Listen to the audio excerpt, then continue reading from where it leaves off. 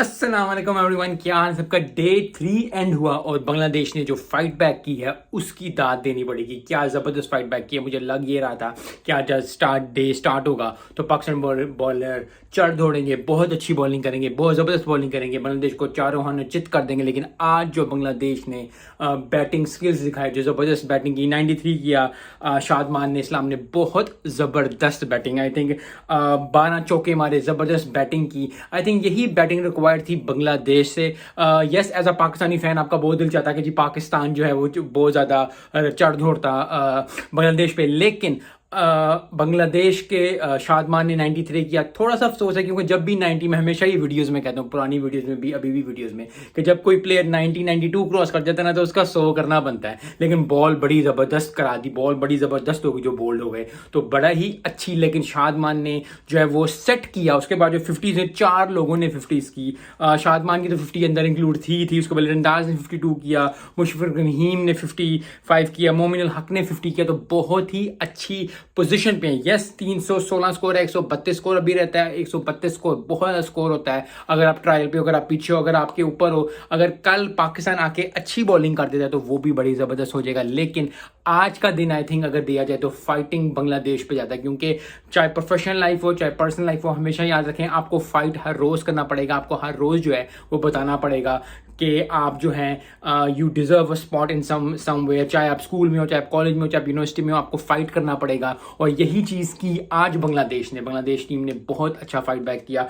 Yes, Pakistan bowling बहुत ज़बरदस्त हुई। यस, जो है हुरम शिजा ने 2 विकेटें ली, सैम अयूब ने 1 विकेट ले लिया। सैम वो बस ऐसे ही, मुझे लगता है उसने कट मारा कि बस थोड़ा सा बंदा आता है ना कभी कभी, तो बंदा कहता है यार चलो मैं ना थोड़ा सा 4-5 देर लूंगा, और उसने वो कट मारा और वो कैच हो गया। और वो शुएब मलिक याद आ कि सैम अयूब ने विकेट निकाली। तो सैम अयूब ने अच्छी बॉलिंग की, 5 ओवर कराए, 1 विकेट निकाल के, तो अच्छी बॉलिंग है। लेकिन ओवरऑल नसीम शाह, मोहम्मद अली ने केवल शहीन शाह को परफॉर्म करना पड़ेगा अगर पाकिस्तान ने जो है वो रन थ्रू करना है बांग्लादेश को टुमारो। तो क्योंकि एक बहुत इंपॉर्टेंट है, क्योंकि अगर ये अगर पहले सेशन के अंदर पाकिस्तान विकेट ले जाता है और आउट कर देता है तो फिर जो है पाकिस्तान का चांस बन जाएगा, क्योंकि फिर बांग्लादेश आएगी और फिर उनके बाद 1.5 दिन होगा आउट करने के लिए। तो एक जज्बा, एक जुनून आएगा और बड़ी ही अच्छी परफॉर्मेंस की तरफ से पाकिस्तान जाएगा। लेकिन अगर 1-2 सेशन बांग्लादेश खेल जाता है और बांग्लादेश अगर अच्छी परफॉर्मेंस दे देता है तो बड़ा ही ज़बरदस्त हो जाएगा और फिर मैच जो है वो ड्रॉ की तरफ चल जाएगा। लेकिन मैं यही कहता हूँ कि जो भी हो, चाहे वो पाकिस्तान जीते चाहे वो बांग्लादेश जीते,